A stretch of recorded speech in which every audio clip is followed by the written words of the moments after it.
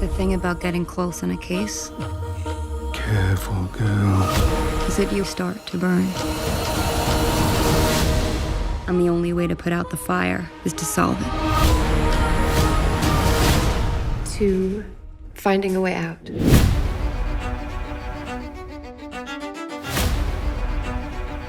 I think that's sort of where the investigation comes from, you know? I think that Darby obviously has a background of like this fascination with death, and given her father and him being a coroner and growing up on crime scenes, that's in her bones. But this, I think, is an investigation with whole new stakes. I think she is forced to reckon with her past and that relationship with Bill, and knows that to do that justice, to do him justice, she has to investigate his case. Yeah.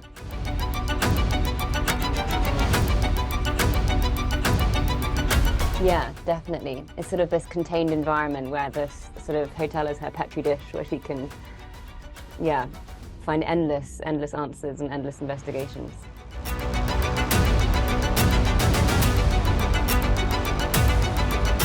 I think at that point Darby's desperate. I also think that, you know, when you've got this hotel full of people and you don't really have any particular leads, you kind of want to start pressing buttons, even if it's going to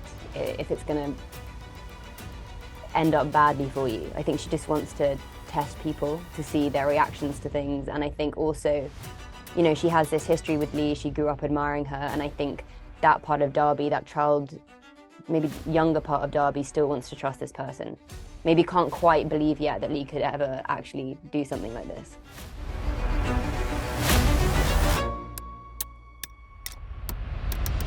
I think anyway, Darby has this great ability to sort of see through people quite quickly and not be blinded by wealth or status or anything. And I think she's awed by Andy, and obviously she gets the invitation and thinks, God, how does he even know who I am? And but I think the moment she gets there, I think she's always in this mode of sort of observing and trying to work people out. And I think from the get-go, there's something about Andy that gets her off on the wrong foot, which yeah, develops very interestingly. I think Darby just is fascinated by technology. You know,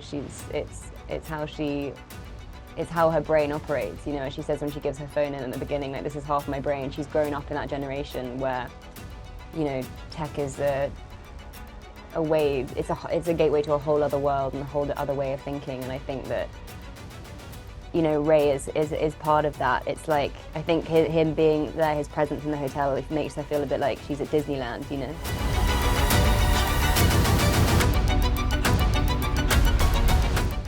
I think you just have to wait and see, is all I'm gonna say, yeah.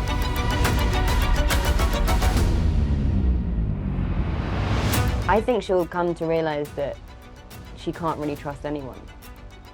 I think, yeah. That's sort of the beauty of that really tight, closed environment that they're in.